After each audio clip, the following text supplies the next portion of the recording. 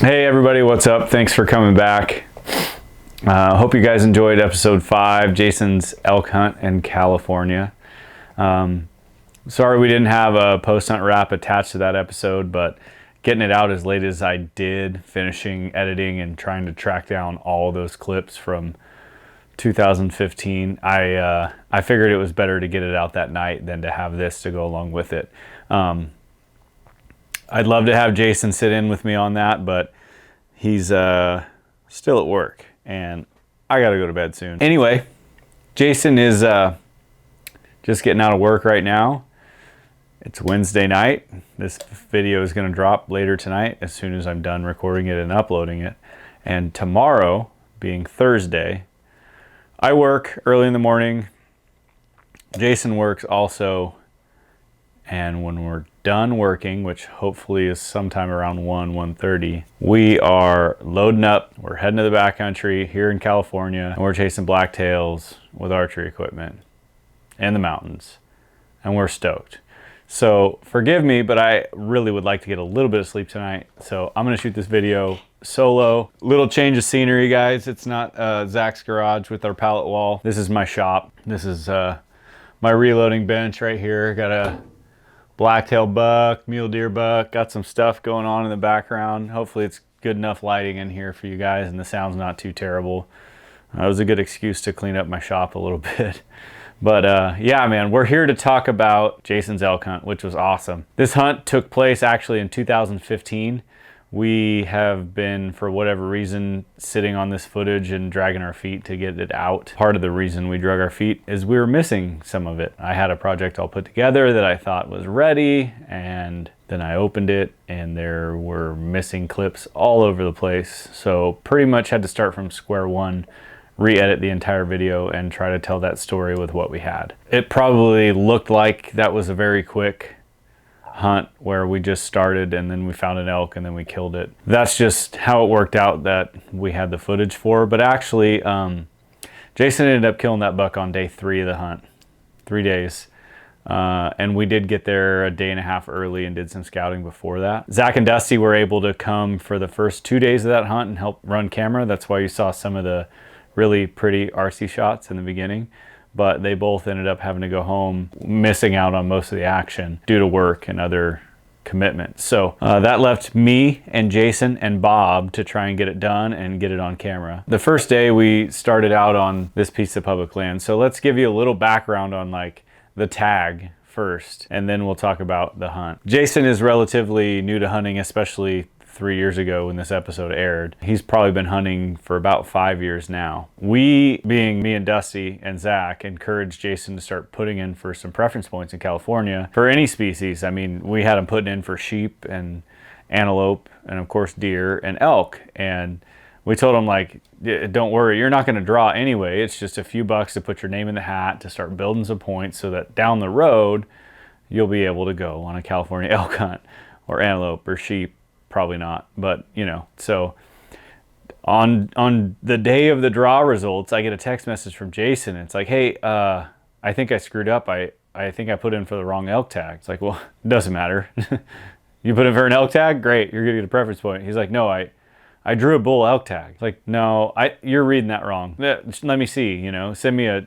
So he sends me a screenshot from the California Department of Fish and Wildlife. Can't call it Fish and Game anymore. Department of Fish and Wildlife. It showed that he was successful on a bull elk tag, which blew my mind. And once I got over being a little bit pissed off and jealous, I was really excited for Jason to get to hunt elk for his first time ever and to get to do it in our home state, which is a rarity. And I was really excited that we had a chance to go with him and film it, which was, in my mind, just gonna be awesome. We started right away planning, looking into where these elk lived, what kind of public land access there was. We found out that majority of the tags that are filled in this unit are filled on private property. And in order to do that, you basically just got to pony up some money. A resident elk tag in California, if you're lucky enough to draw it, still is going to run you like, I think, $475. Let's find a place on public land and see if we can get one killed. So that's what we did. We called some biologists. We were able to get a hold of a couple people who had drawn the tag in the past. And pretty much all of that led us back to one particular area, and that's that sage flat you saw us in where we found those elk. We were there opening morning. We did see a herd of elk a long ways off, and they were already running. They were obviously being pushed by someone somewhere, and they were on public property for a bit. They were really running, really on the move, and they were back onto private within no time. There wasn't really an opportunity to get on those elk. We ended up trying a different spot in the evening that night. This hunt started on September 9th, and I mean, it was 90 degrees, it was smoky, it was hot. Northern California, August, September, October, smoke is a part of life, especially if you're in the mountains. Smoke's a part of hunting up here, and a lot of you guys watching who hunt up here too know that. We spent most of our time on this hunt in that sage flat. We knew that when those elk got pressured, they either crossed through there or sought out some kind of sanctuary in that sage. For whatever reason, there were elk leaving the private property and crossing this sage flat. That was our main focus. We thought that was our best opportunity to cut them off and get onto them. On the second day, we were on our way out on that sage flat early in the morning, and probably about 10-15 minutes before legal shooting light, we bumped a bull. And he wasn't real big. It was prior to shooting light. It was dark enough that the cameras weren't really gonna do any good. And before it got light enough to shoot, that bull was busted and gone. We felt like we kind of screwed that day up, but we still waited it out and looked and glassed and looked at everything we could. This sage flat's a trip, man. The sagebrush is at least chest high, if not taller in some places. If you guys pay attention to the video where those elk are walking through it, there's times where you can't see anything but antlers, and elk are pretty dang big, especially Roosevelt elk are pretty dang big. So we were able to find just a little bit of an elevated kind of mound of dirt. Honestly, it was a coyote den that was mounded up. It did give us a little bit of an elevation gain so that we could look over the sagebrush and have a pretty good vantage over that flat. On the third day, which was the day Jason ended up killing that bull, it was probably 9 to 9:30, messing around on my phone, looking at onX maps, trying to figure out where these elk might be entering that piece or crossing it or whatever, thinking up. So I'm sitting here looking at my phone. Our buddy Bob just goes, "I got a bull. I got 2 bulls." And I didn't even look up. I'm sitting there on my phone looking at a map, and I just, called BS basically. And Bob got a pretty serious tone in his voice and said, "No, there's 2 bulls and they're coming this way." So of course we scramble. I try my best to get the camera set up, and Jason gets set up on the gun, and then we look up, and these elk are still like half a mile away. And they just happen to be kind of slowly moving in our direction. I am not, well, I'm working on it, but especially at this point 3 years ago, not an elk caller. I have hunted elk a few times. Every one of those hunts has been a rifle hunt. I've killed some elk, I've killed some bulls and had fun doing it, but I've never hunted the elk rut. I've never archery hunted elk. At this point in time, not an elk caller. I actually had a Hoochie Mama elk call, which is like, if you don't know, a push button little thing that actually sounds terrible. It worked. I hit that Hoochie Mama a couple times, and both of those bulls just picked their heads up and just started coming in on a string. And it was unreal to watch Roosevelt elk, which typically live in the Northwest jungle or big timber with blowdowns or reprod or whatever. They're not a big wide open country animal for the most part. To watch those 2 bulls pick their head up, hear that call, and just come trotting in from over 1,000 yards was unreal. And it took long enough that it was enough time to like get the heartbeat going. There was enough build up for us to like, we were all fired up. So apologies for all of the beeps I had to add in there, but I know that families and kids are watching this thing. We want to do our best job to make sure that we're putting the best foot forward for hunting, and that's not the example we want to set for kids. That being said, tensions, emotions, all that stuff were pretty high with these elk coming in. I wanted so badly to rip the rifle out of Jason's hand and shoot that elk so many times. I'm sure you guys heard me yell at him to shoot it at least 15 times, but I didn't have a tag for 1, and 2, I'm stoked for Jason that he got to do that he got to have that experience and kill that elk. I probably didn't do him any favors in calming his nerves and getting him in the right frame of mind to shoot that elk, but he did a wonderful job staying composed, picking the right shot, and executing it perfectly. I did kind of screw up and delete one of the shots that he took, but he did hit that elk 2 times. The first one was maybe just a little bit back on the angle that he was shooting him at, and the second one just anchored him, and that's when you saw him fall. So I hope you guys liked the video. I did the best I could editing it with the clips that we were still able to find and access and get out there. We had an absolute blast on this hunt. It was a really good time to spend with good buddies. It was a really cool thing to watch Jason, who's my brother-in-law, and who I've kind of, between Bob and I, we've kind of drug him into this hunting thing.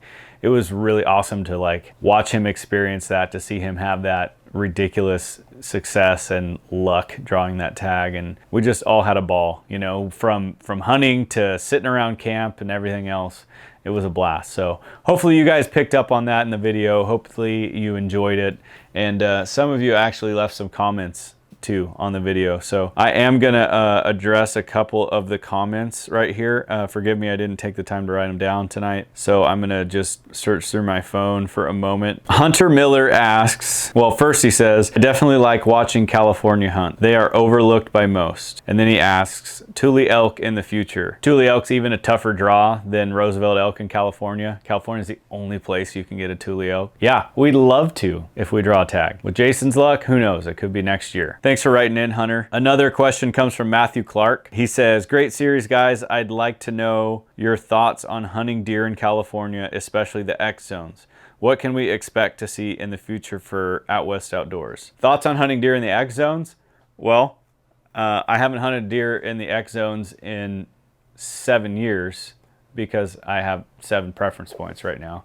And probably next year I will be hunting in the X zone again. There are definitely some really good opportunities for a quality deer hunt in California X zones, but you absolutely have to manage your expectations. Just because your tag has an X on it instead of a B or a C or an A or a D, that X does not guarantee you a buck. It doesn't guarantee you a number of inches. It guarantees you nothing except that less people in the unit have tags. You have to treat that hunt, if and when you draw it, like it's your new chore. It's your new job. You have to research the areas. You should research it before you choose the unit that you put in for to begin with. And 2, once you draw it, you need to put in the legwork and the work e-scouting and all that to figure out what area you're going to hunt within that unit. If you're not sure which X zone to put in for, GoHunt.com is my personal preference. They recently added California to their insider piece.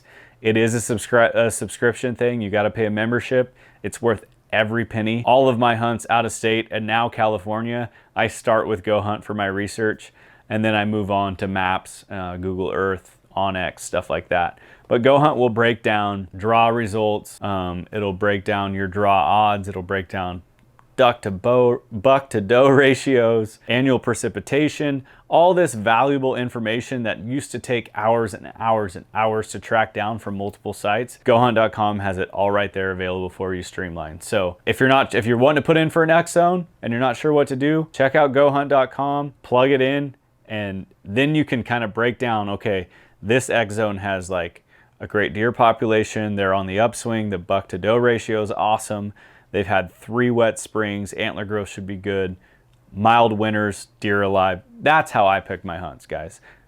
GoHunt is my #1 tool for choosing what tags I'm going to put in for, and now California is part of it. So if you guys aren't already on GoHunt, check that out. It'll be worth your while. Again, it's not free. They do typically run some temporary promotional free memberships, usually after hunting season. If you want to check out the features that are available on there, I'd definitely recommend that. Thanks for the question. We also have a few giveaways to handle tonight based on the comments on the episode. Without further ado, #1 is going to be a Wilderness Athlete Hydrate and Recover package, and that is going to Kevin Puent. I'm really sorry if I butchered your last name, Kevin, P-U-E-N-T.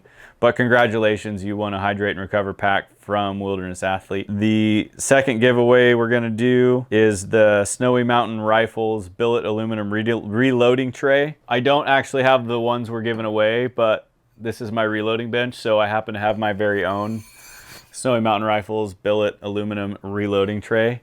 This one is in the standard caliber. It's also available in Magnum. This one, I don't know if you can see it, but actually has the Out West Outdoors logo etched right there in the primer tray, which is sweet. The ones we're giving away have the standard Snowy Mountain Rifles logo in there. If you are an avid reloader and you want one of those sweet reloading trays and you weren't lucky enough to win one, Snowy Mountain's got your back. They're available on their website. You can order them with our logo, with Snowy Mountain's logo, and they do a couple other custom logo options on there too. So snowymtnrifles.com. That link is below in the description if you guys are interested in that. Go check them out. Jason Rigby's a great dude who runs that outfit, and our buddy Paul over there is hooking us up. We're really grateful for the reloading trays for the giveaways, guys. Thank you very much. And you guys should keep track of YouTube, because very soon we're gonna have some beautiful rifles showing up on there. We're stoked about that too. So congratulations to Calvin. Calvin's commented on every video in this series, and he's the reason we're doing this, man. Him and all you other guys who hit the subscribe button, comment on every video, that keeps us going. And it keeps us going both like motivationally for one, but two, honestly, we need those subscriptions to be able to make more videos. And we broke a milestone in this series, breaking 1,000 subscriptions, which is great. That means we can start trying to get ad revenue off the channel. We need as much of that as possible, guys, just to pay for music license, for songs, for the videos, for camera equipment. We're not making money on this yet, guys, but we're trying. We're trying to get it at least to pay for itself. We do this because we love it. We love to hunt. We love to document the experience, and we love to share it with you guys. Somebody's wondering out there, did I win an Out West Outdoors t-shirt? If your name is Steven Schlafly, then yes. You won a t-shirt. I think that's 2 wins for Steve-O in the series, so maybe you should put in for a California elk tag too. That covers the giveaways, except for the grand prize, and you guys may or may not be hoping that we're gonna announce that tonight. Sad news is we're not. We are gonna wait another week to give more people an opportunity to get in on this giveaway. If you guys don't know what I'm talking about, we're giving away a ton of great items based on you guys clicking the link below in the description that says giveaways. All we need is your email address, which we will not sell or give away. We will just use to tell you when we drop a new video or have another giveaway. If you enter your email address through that link in the description that says giveaways, you'll be entered to win a pile of stuff. And we're not giving it all to one person. We're giving each person that draws an item. Green Mountain Grills has got one of their travel pellet smokers, which is awesome. Kuiu, we have a pack in there from Kuiu. Wilderness Athlete threw in a big package. Kestrel knife from Kestrel Knives. It's the Ovis Hunter skeletonized ultralight hunting knife. My personal favorite, that's in my pack everywhere when I go hunting. And lots of other good stuff, you guys. So make sure, if you aren't already registered for that giveaway, hit that link, get in on that. And if you've already clicked on that link and you're watching this video and you're not subscribed to our YouTube channel, you need to do that if you want to win some stuff. It'll increase your odds, I promise, if you hit the subscribe button on our YouTube channel and you're already entered in that giveaway. So without further ado, guys, I gotta get ready for bed. Actually, I'm about to shoot another video before I go to bed. Stay tuned tomorrow for a What's in My Pack video. I'm about to leave on a 6.5, 7-day backpack trip. Yep. Hit the subscribe button, guys. Hit the like button. Follow us on Instagram, Facebook too. We'll keep you guys updated on new videos, new content. Hopefully, you guys have a wonderful hunting season, and that's gonna kick off, well, for me tomorrow, because I'm hiking in, but it's Wednesday night. Saturday's archery opener for B-Zone. So you guys, good luck out there, and have fun. Stay safe. Bye.